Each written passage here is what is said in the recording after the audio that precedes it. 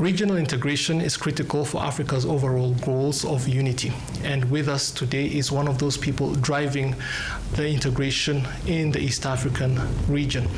With us is Her Excellency Veronica Nduva, the East African Secretary General, that is the Secretary General of the East African Community. Your Excellency, thank you for taking the time to speak to Rwanda Television. Thank you. It's a pleasure. Let me begin by asking you, how would you describe your tenure as the Secretary General of the EAC over the past 2 years? Sure. No, thank you so much. It's first of all, let me just say it's always a pleasure to be here in Kigali, in the beautiful country of Rwanda, one of the 8 partner states of the East African Community. And yes, my tenure of 2 years is basically a completion of the 5 years that Kenya was holding the seat, and so I came to complete a 2-year term.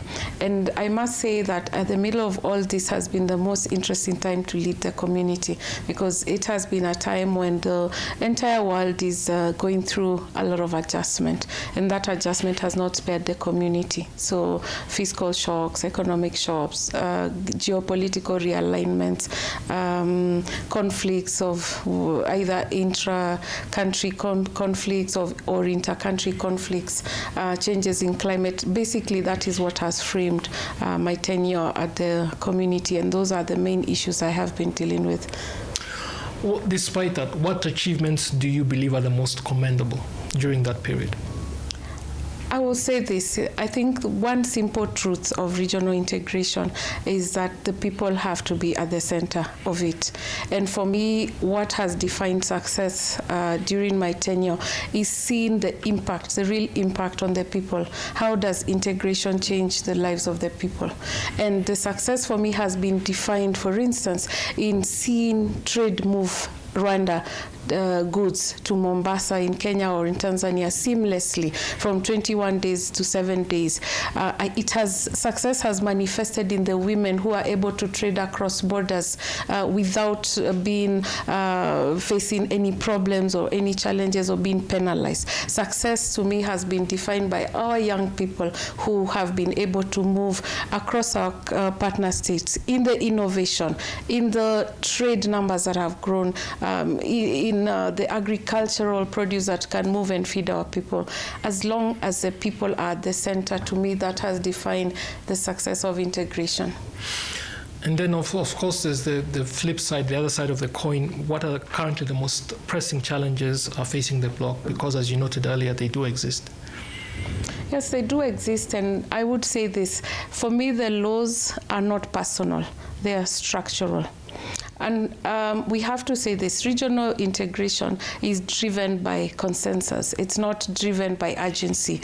And so sometimes there has been an expectation from the citizens to see things move faster, to see more results, to see more impact, to understand how does the EAC integration agenda change and impact their daily lives. How is it changing me as an East African?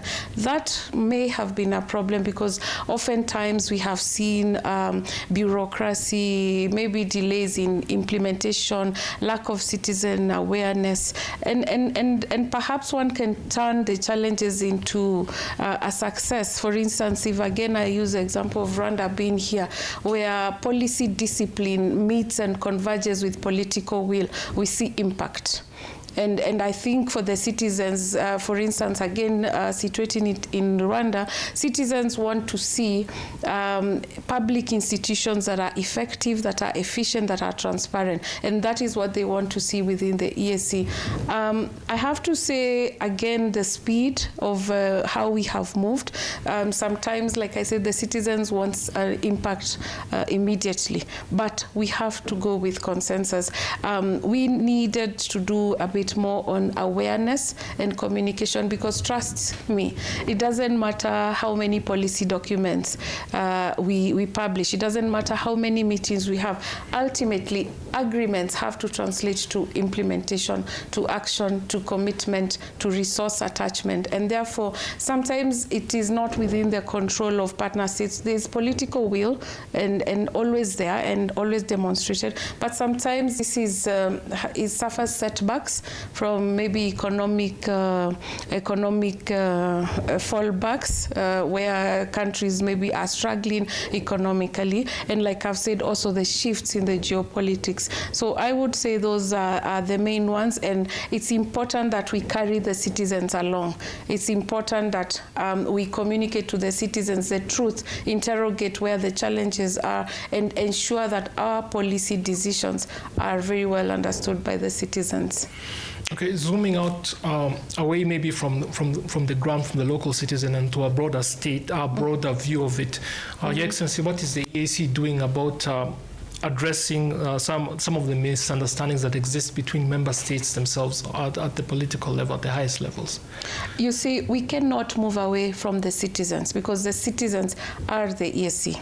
The regional integration agenda is about the citizens. And so whatever we are seeing and the challenges that you're talking about, let's assume there's a conflict between two countries. It is those women who want to trade at the border that suffer, because guess what? The minority who are able to still manage to engage with each other outside the normal frameworks of integration. So for me, conflicts or geopolitical tensions or any shifts in normalcy and ways of doing business affect the citizen who is at the center of the integration agenda.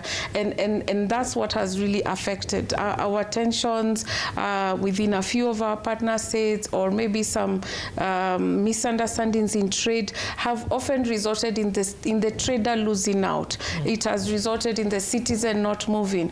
But we have put in safeguards. I talked about earlier about the movement of goods.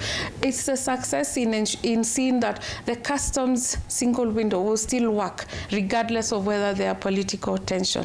It's about the safeguards that we've put for the citizen, the commitment in the ratification in the laws that still protect the citizen. So that really is our safety net, that there is a commitment to the regional integration agenda, and that ultimately, as leaders and as the drivers of the community, there is need to move away from the boardrooms to the citizens and understand integration from the perspective of the citizen of the East Africa community. Okay, let me push you a bit further then. Now, with the benefit of hindsight, at the end of your tenure, do you look back and say to yourself, maybe I should have handled this differently, or are you happy with the way things were done?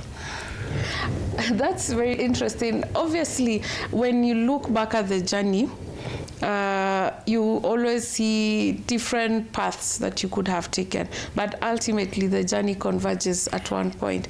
And so yes, there is probably, I feel that we need to concert, because it's a concerted effort, and ultimately, as a driver of the bus from the Secretariat or for a Secretary General, we need to converge more towards engaging the citizens. I feel that we need to move more from the boardrooms,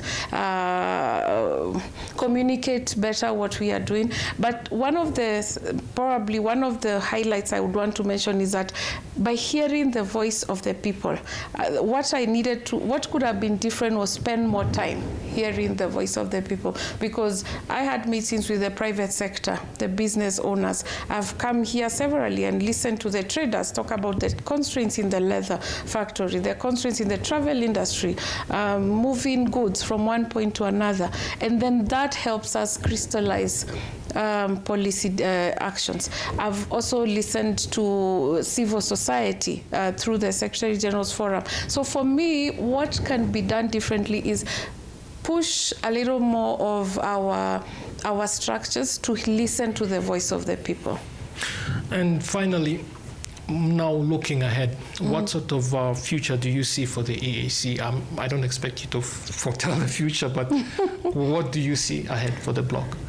Well, I obviously am not a fortune teller, but I do have a very clear, one clarity that I have and I'll put on the table is that EAC integration is a positive movement.